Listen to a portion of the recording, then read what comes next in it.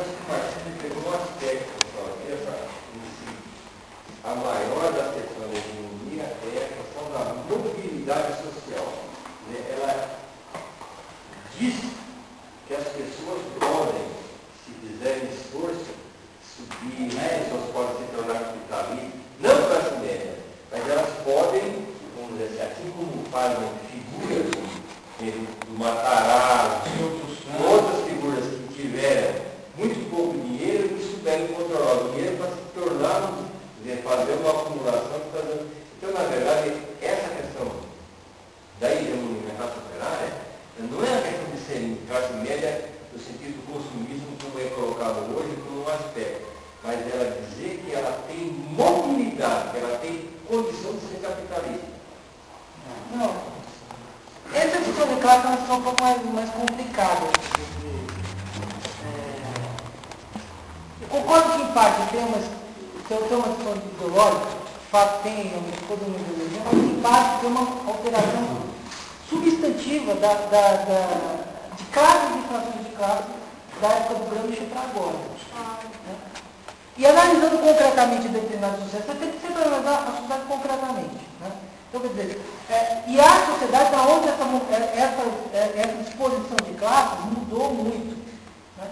Então, por exemplo, o que o Marx dizia? O Marx dizia o seguinte, que a tendência do capitalismo é que se processe uma contradição fundante, que é antepor, com o desenvolvimento das forças produtivas, que está no Manifesto Comunista, a tendência é que você vai ter um antagonismo cada vez mais simples entre duas classes, burguesia e proletariado.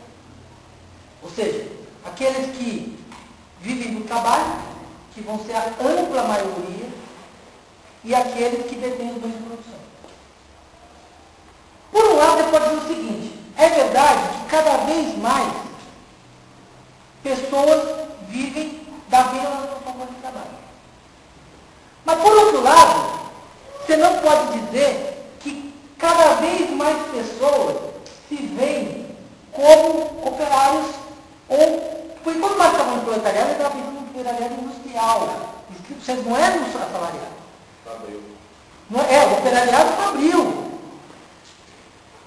Essa situação não se confirmou. Então, ou seja, quando você vai colocar debaixo do mesmo guarda-chuva uma ideia de um proletariado, as pessoas não se entendem porque vivem situações muito diferentes que não são o operariado industrial. Aliás, nas sociedades, algumas sociedades avançadas, o operariado industrial, na parcela do conjunto das classes trabalhadoras, diminuiu ao invés de aumentar. Então, isso coloca uma contradição. Por que coloca uma contradição?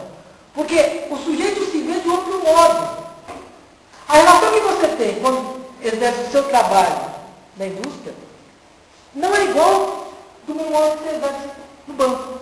Não é igual quando você, por exemplo, é um professor. Não é igual quando você, por exemplo, não tem um emprego com carteira assinada. Que você, por exemplo, no caso do Brasil, você tem uma ampla parcela que não é proletariado, é subproletariado. É uma parcela que metade do país está no mercado informal. A ponto que o mercado informal virou uma coisa que virou quase o mercado formal.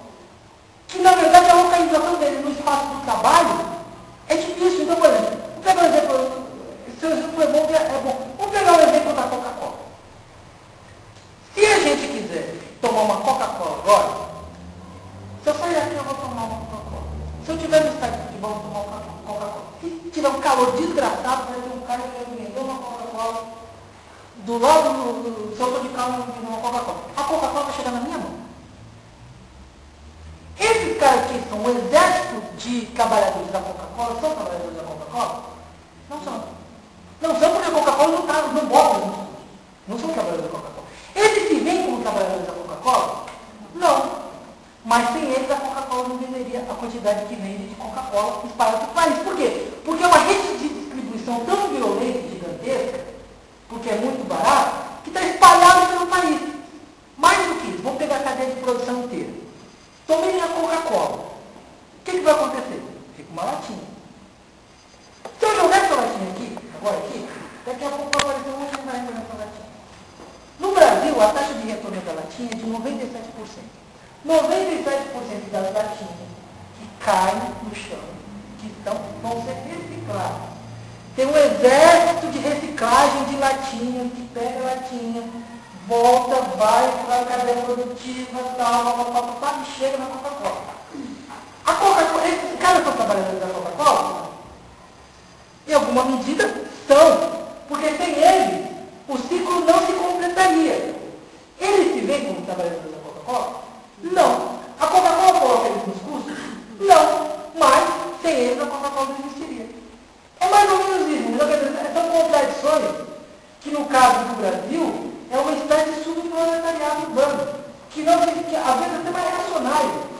Às vezes é o seguinte, ele é mais conservador. É uma parte da classe média, tem uma parte da classe média que é verdade. A parte da classe média é muito conservadora. E ela vai entender sempre, mas ela vai ficar no meio do caminho.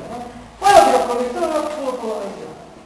Mas também tem uma outra parte que no Brasil também, quer dizer, que não se vê como classe trabalhadora. Apesar de ele ser um estrato abaixo da classe trabalhadora. Porque a classe trabalhadora é organizada, interna, né? Quer dizer, organizando que ela vem procurando de trabalho. Não que ela está em sindicato e tal, ela está utilizando a relação formal. Porque ela aparece. O trabalhador da Coca-Cola é o trabalhador. Por quê? Porque ele vai aparecer na estatística. O sujeito que está catando latinha está fora da estatística. Ele não está organizado. E ele não tem como se organizar. Como é que você vai organizar os trabalhadores que catam latinha? Ainda precisa inventar. Alguém vai precisar inventar. Fala que alguém não. Quer dizer, essa forma vai precisar inventar, vai precisar dar uma forma de organização para isso. Não alguém que vai da sua cabeça inventar. O conflito social vai ter que inventar uma forma de organização. Mas hoje não tem. Não tem uma forma que você organiza. Porque ele, ao mesmo tempo que ele está na porta do estádio de futebol vendendo Coca-Cola, no dia seguinte ele está trabalhando, está levantando uma parede de servente de pedreiro. Na outra hora ele está vendendo salgadinho no farol. Na outra hora ele está fazendo um bico. Aí ele monta